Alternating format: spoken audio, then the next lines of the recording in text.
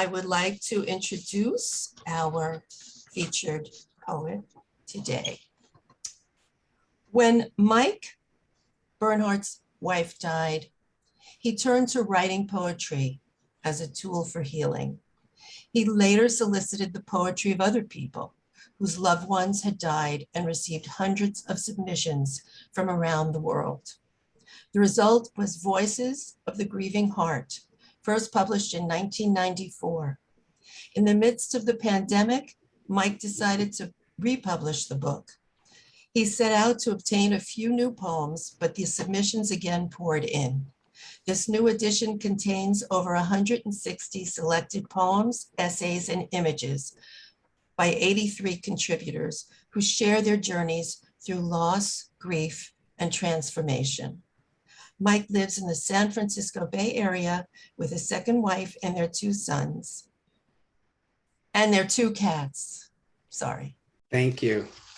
I do have 1 son, though. Yvonne, my wife, Yvonne, and I have 1 son together.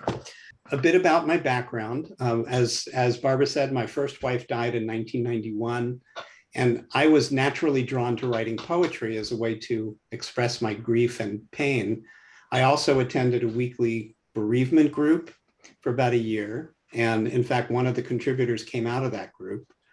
After some months, I began looking for books and published poetry that validated my own experience of grief, but there really wasn't anything that spoke to me. I wanted writing that helped me to feel rather than explaining why I felt that way, or even worse, telling me how I should feel. So I set about creating a book that met my own needs. And as it came together, it became much more than that. So I'll talk more later about how the book came to be and how I chose the material. Aside from my personal experience and informally supporting a number of contributors who were actively grieving when they sent me their poems, I'm on the tail end of becoming a certified grief educator, and I've worked as a bereavement support volunteer. I'm also in a program developed by Kathy Capers called Poetry as a Tool of Wellness that I'm hoping I can make good use of. I'm going to invite you to do a writing exercise later, so if you want to participate, be prepared with the writing implements of your choice. I'm going to open with a poem that I used as an invocation in the book. The poem is called Voices, and it's by a woman named Maritai Shade, who lost her brother to cancer. Poetry born from the pain of grieving, inseparable from the pain of growing. Death creating life. A flower blossoms from your fertilizer. Muse, brother, one and the same. Your spirit ever present gives me courage to write. We talk in the land of dreams. I rejoice knowing you continue to live.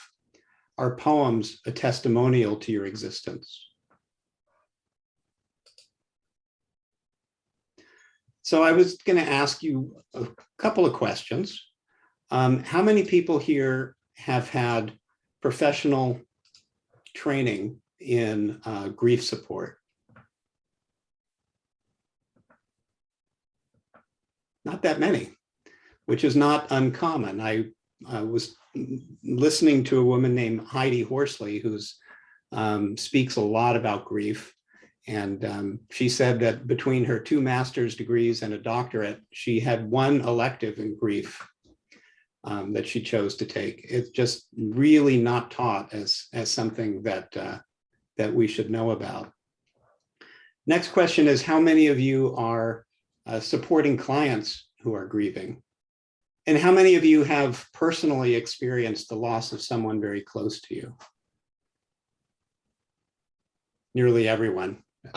Of the ones with cameras, everyone. So what I'll do is I'll give you just a little primer on grief so that we're all, forgive the pun, on the same page. We want to help people out of their pain. It's human nature. But except in rare cases, grief doesn't really require intervention.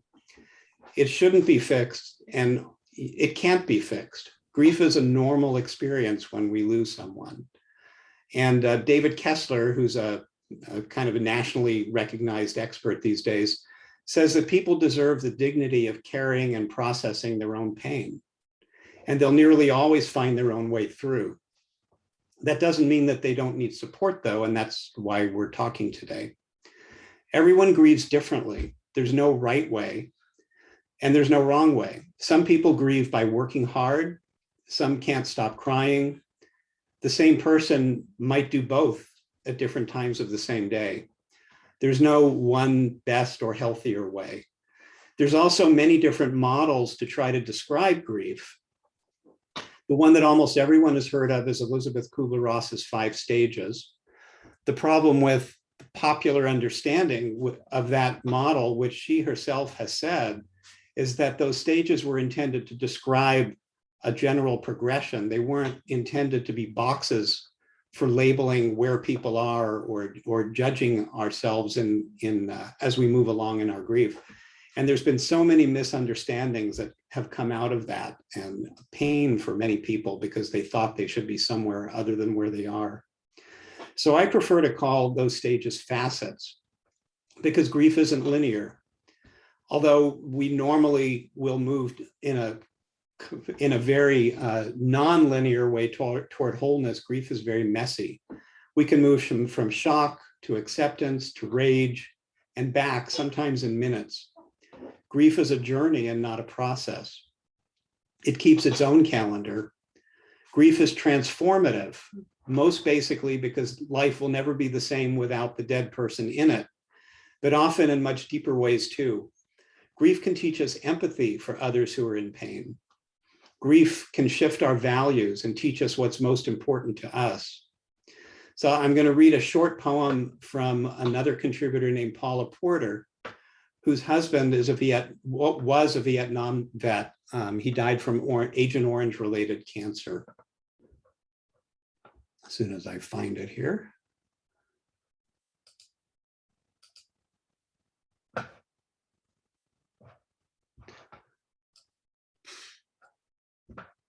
Through the agony of grief, I found reverence for life. Through the long, lonely nights, when all I wanted was his arms around me, I found joy in giving love freely. Through my tears and sorrow, I found friends to help bear my burdens. Through his death, I found myself.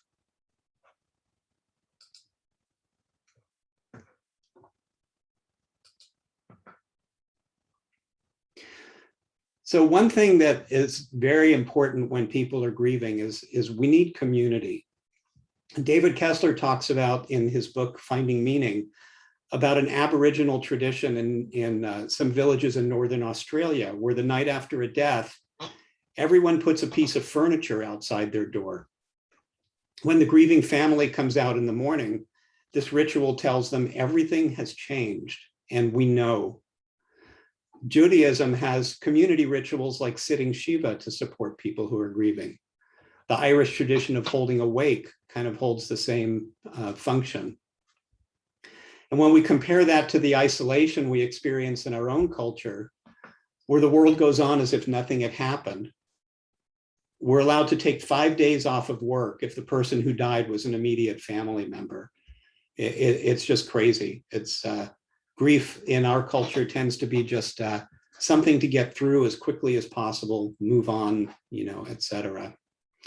So I'm going to read you another poem that expresses that I think very succinctly. It's very simple, and yet it's very powerful. If I can find it.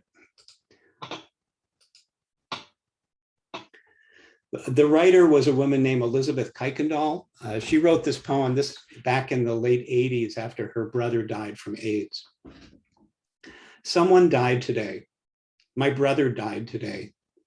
He died of AIDS. People do die, you know. It wasn't nothing. It wasn't a mere blip on the screen. It was a gruesome, horrific death, painful and shocking to witness. Skin drawn so tight over his skeleton that his eyes would not shut. And then there was the dementia. Was that Matt or was that some distortion? I never knew. He said he was lost. He asked if he were alive or dead. Where is the white light, I wondered. Please, God, he needs your help. He was 29, handsome once, an athlete once, a fisherman once, an alcoholic, a human being, a teacher of harsh realities, an inspiration, a hero for many. I shed tears today. My heart was broken today. It shall mend, but it wasn't nothing that my brother died today.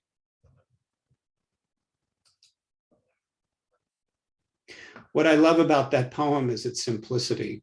She wasn't someone who used a lot of images, and yet it was just as powerful and true as so many other poems. And if you take that isolation and then mix that with the COVID pandemic we've had for the last 18 months or so, the isolation now is even more heightened. We have funerals on Zoom or socially distanced.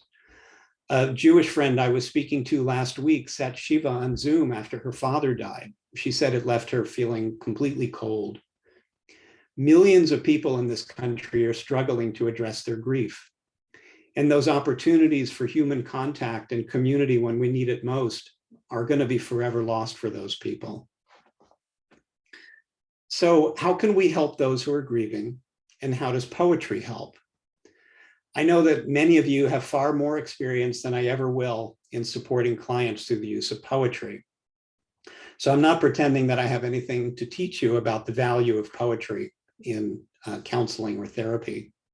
I'm going to speak here specifically about grief. I heard a quote yesterday from Audre Lorde. She said, "Poetry is a bridge across our fears of what has never been before." And I found that especially apt for grief because many of us find ourselves in fear of a future without the person that we loved. Grief needs to be witnessed and mirrored. When we write poems about our pain and trauma, we're able to mirror and witness ourselves in a way that isn't possible otherwise, even with journaling or other kinds of writing. When we journal, we tend to explain our experience to ourselves. But when we write poetry, we express the feelings from the experience in a way that can shed light onto them. I like to say poetry gets to the heart of what's in the heart. For months after my wife died, I'd occasionally have a PTSD-like experience where I'd be hit with a wave of shock and dizziness. It was very physical and visceral. Those experiences were always unexpected and briefly debilitating. One day I was driving on the highway and it started to come up. I told myself, I have to try to put this aside or I'll die. So I just promised myself I would write about it when I got home if I could just put it on hold, and I did. Later, I sat in front of my computer, I closed my eyes, I allowed the experience to overtake me, and I wrote about it.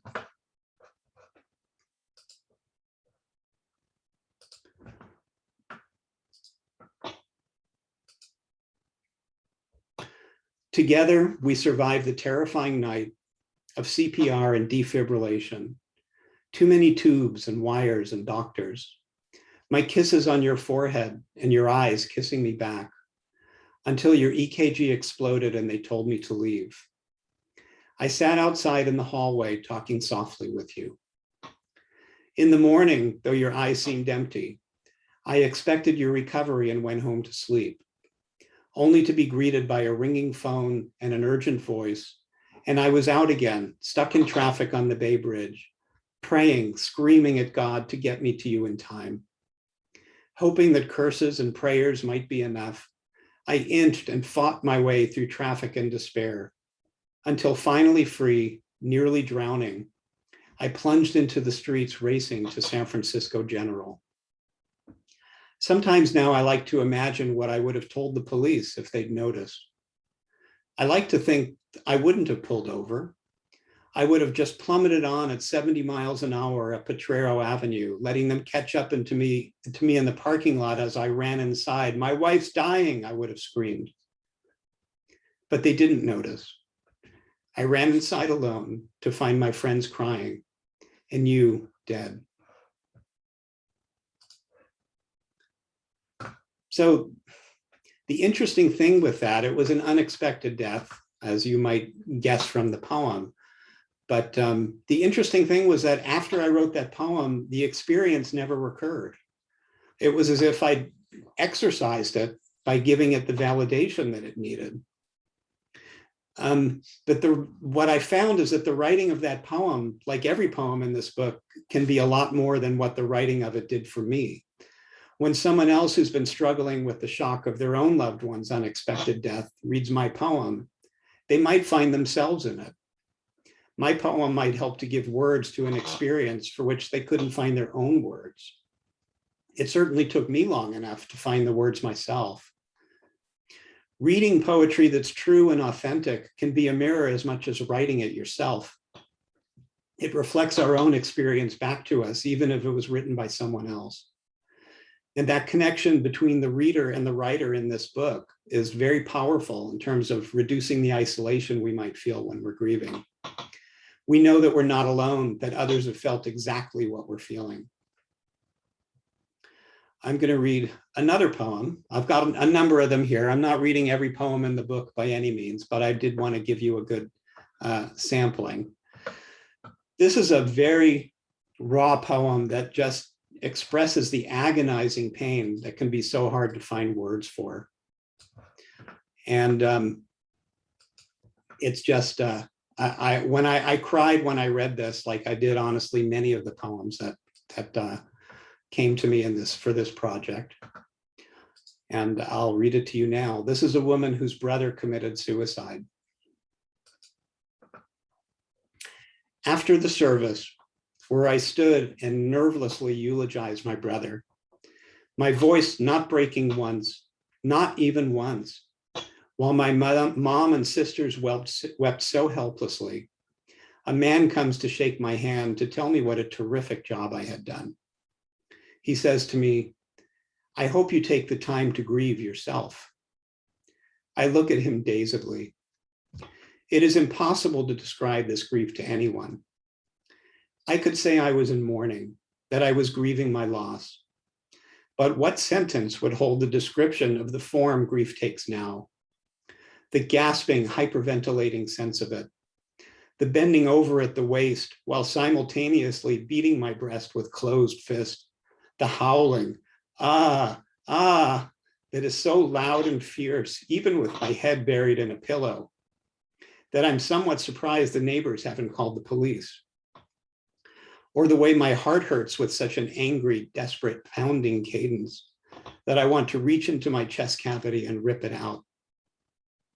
I smile blankly at the man, a stranger, and assure him that I do. My voice breaks when I read that poem. Nori has 4 other poems in the book, and they're not all so raw, but they all express authentic experiences that she had through her own grieving, just like the other 145 poems and essays from other writers. There's a very wide variety of causes of death in this book: suicide, old age, COVID, miscarriage and stillbirth, infant and child death, cancer, accidents. There's poems about Zoom funerals, death from Alzheimer's. There's a poem from the child of a Holocaust survivor who struggled with the grief she inherited from her dead mother. About the only topic that's not in this book is murder. I just didn't receive any contributions about that topic. So as I said earlier, as I was doing my own grieving, I started looking for poems that were meaningful to me to put together a collection for myself. But I didn't find anything, so I decided to create the book I wanted. I put out calls for submissions through places like the Compassionate Friends, the Elizabeth Kubler-Ross Center, the Unitarian Church National Newsletter, and even poetry groups on America Online, if you remember America Online, a very long time ago.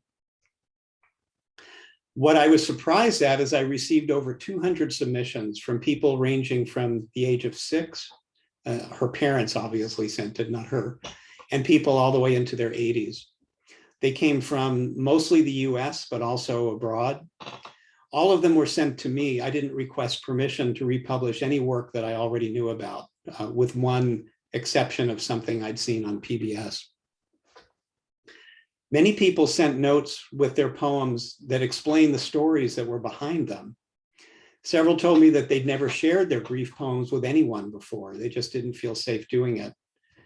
And so I realized after a bit that I had kind of unwittingly created a sacred space where people felt safe sharing their grief with the world because they knew these poems were going to be published. And it was kind of a virtuous cycle. You know, they felt that their loss could be of service to others, which was healing for them. And it was healing for me as I sought to find poems that were meaningful and could be meaningful to everyone. So those 200 or so submissions, I winnowed down to 65 poems from 45 people, including myself. And that edition was published in 1994. It was 144 pages. And I'll tell you a bit about the criteria that I used. There was objective criteria, which was, with rare exceptions, the poems had to be about the personal experience of losing someone that the author loved. I chose not to include pets or other losses, mostly to stay focused on what mattered to me personally, because I was grieving the loss of my wife, and those I didn't care about pet losses, even though they can be just as devastating for people who have them. I also chose not to use most of the submissions that I got from children, because I felt that for most adults, they would be more of a curiosity than something that would actually be helpful in their own grieving. I did use 2, though, one from a 12-year-old and one from an 18-year-old, who isn't exactly a child, but younger than most. In my ads that I put in those various newsletters, I expressly asked for regular people who'd been writing for themselves rather than published poets, but I did have a few people who'd had their poetry published before.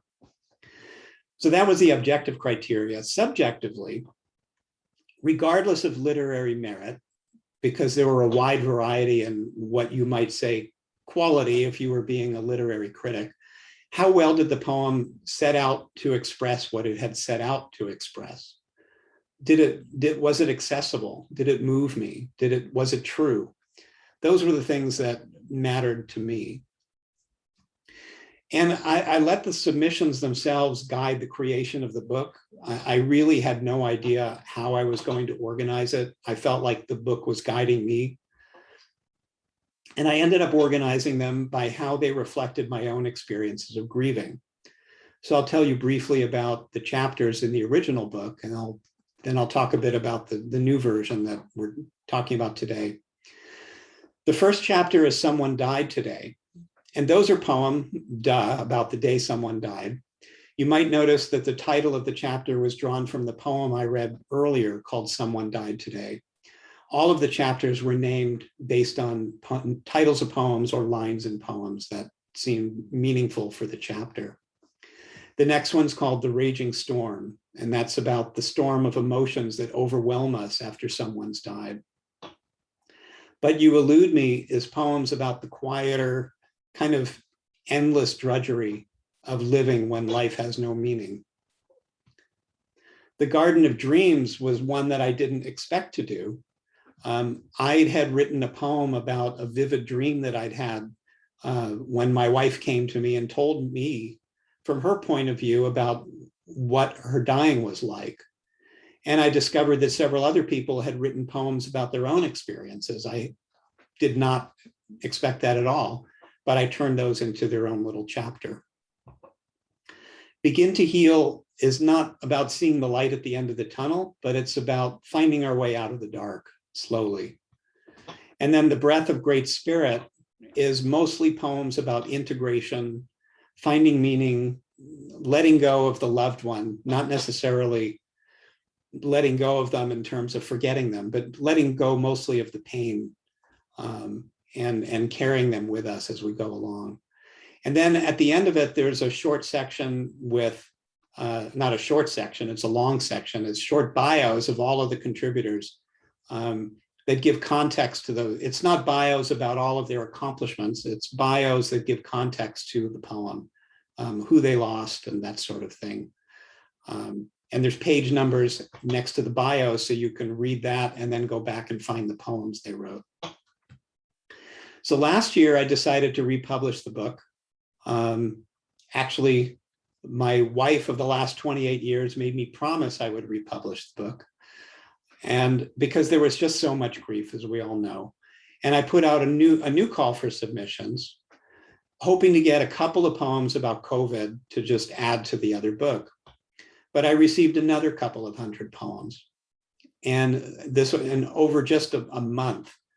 Some of them were COVID related, which is what I'd asked for. Many, if not most, were not COVID related, but I used the same criteria to decide which ones I would include.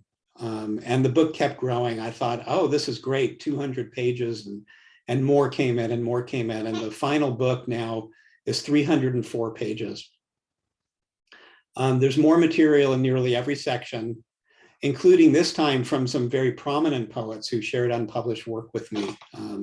E. Ethelbert Miller, who lives in Washington, D.C., shared a poem that he wrote for a congressman friend whose son committed suicide New Year's Eve.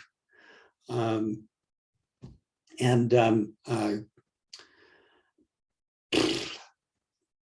gosh, I forgot her name. Karen Miriam Goldberg, who's is a former poet laureate from the state of Kansas, also contributed a poem to me. There's 3 new sections now. There's a section called Pandemic that has 17 poems that deal with grief during the pandemic, both losses to COVID and other losses that were more complicated because of COVID. There's a section called Time Passes, and this was one that I learned a lot from myself. I located many of the original contributors and I asked them questions about their lives since the first edition 27 years prior. And I asked questions like, what has meaning to you now? What have you learned from your loss? What do you wish you knew then? And I edited 17 of them, coincidentally, responded, and I edited their responses into short narratives. As far as I know, it's the only published account of how people relate to a profound loss 30 years after the fact. And then the last section is called Courage to Write. And in that one, I'm just inviting people to write their own poems. I provide some suggestions on prompts, and then there's blank pages so that they can write their own poems in the book if they'd like to keep them with the others. So, how can those who are grieving and those who are supporting them get value from Voices of the Grieving Heart? This is my marketing moment. As I said, I didn't want to be taught about grief, and I tried not to teach in the book. Nonetheless, I think a result of working with it, of absorbing the experiences of so many people and being moved by them, is that we can gain a deeper appreciation of the grief journey for all of these people. I did as an editor. And in many ways, I think we can learn more from reading the experiences of 83 people than we'll get from any training. The poems can be used by anyone who's grieving to just sit in the company of others who've had similar experiences. It's kind of like attending a support group in your own home. There's just so much vulnerability in here. And I think the book has an intimacy and an immediacy that can be very healing. If you're working with a client, there's a good chance that one or more poems in the book are a clear reflection of something your client is sharing with you. And so reading them that poem might be helpful to them to see if it kind of brings out more clarity for them on what's going on. And you can also use lines or poems as prompts for your clients, of course, to do their own writing. And sometimes we don't even know how to put words to what we're feeling. And so the poems can be an inspiration, kind of examples of what's possible. And as I said before, when we can't find the words, sometimes these poems can serve as a voice for us. So I'm going to read one more poem and then we'll do a writing exercise. It's written by a woman named Dorothy Lemoult, and it was written for her best friend.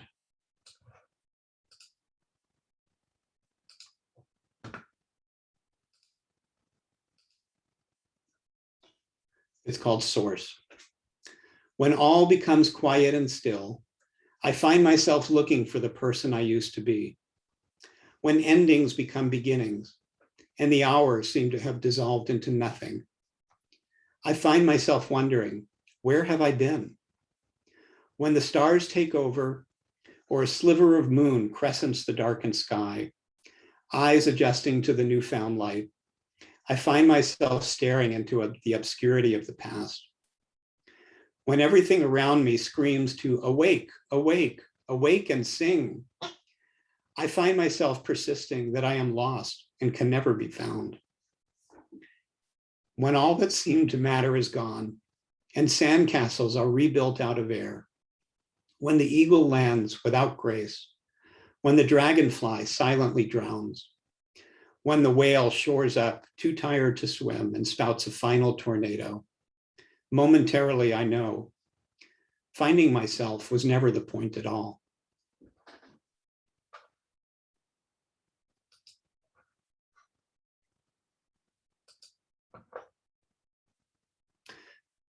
So let's do a writing exercise. I'd like us all to take a moment to settle into ourselves, take a couple of deep breaths, close your eyes if you like. I'd like you to think about your own grief. It could be a recent loss or an old one. It could be the death of a person you loved, a divorce, the death of a cherished pet, or a painful breakup. Allow yourself to settle into that experience a bit, as much as you're comfortable doing. Just take a moment to feel wherever you are, whatever is there. The pain, the wisdom gained, whatever it is. I'm going to share on my screen some prompts, all of them lines from Voices in the Grieving Heart. See where these prompts take you and write about it. And if something else drives your creativity, that's okay too. I'm going to give you 8 minutes. So why don't you begin? And we'll come back. Well, I think what I will do, I was going to read 2 more poems, but I think I'll read one in the interest of time. Let me find that here.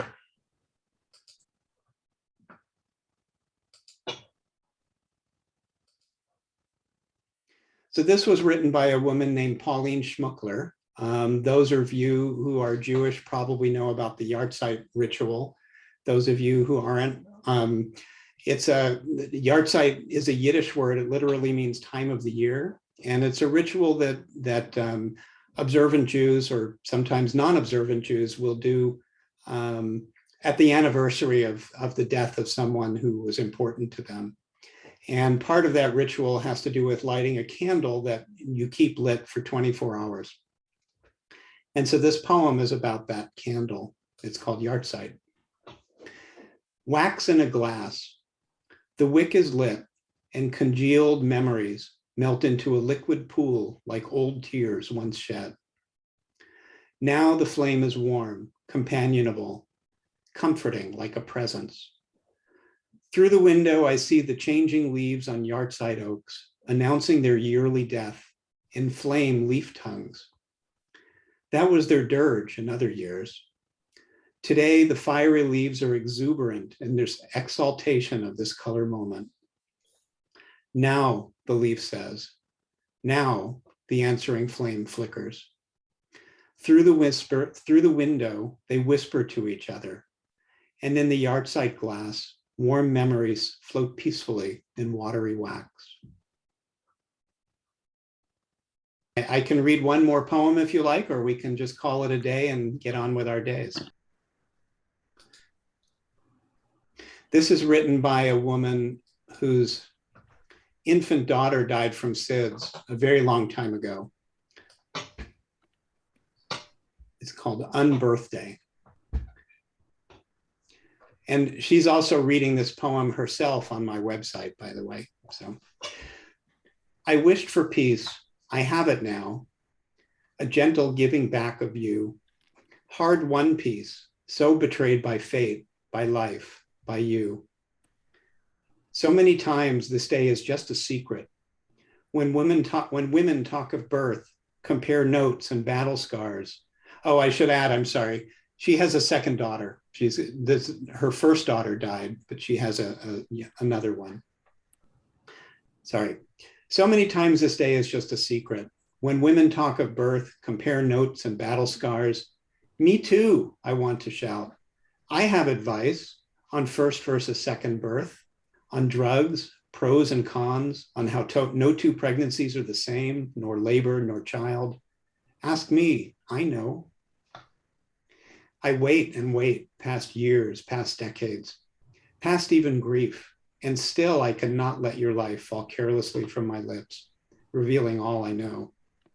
Not pity do I want or need, just you, the realness of you, our adventures of birth and bath, smiles and howls, first time moments bittersweet, but sweet all the same. My birth too. I love how you've changed me, forced courage from me, empathy, anger, passions I had left behind or maybe never had, gifts. What expensive gifts, this heart that breaks, these eyes that weep, my wild urge to shield children in my arms, soothe and listen, remind them that they are love made life. 100 years of promise, I love this. And what I take from this day is strength, hope, finality, a tiny moment of furious loss, a glance at your rare photograph, and then just another day. I wished for peace, I have it now, a gentle giving back of you, no beaten breast, no rent clothing, an unbirthday of the most unsplendid kind. Mm.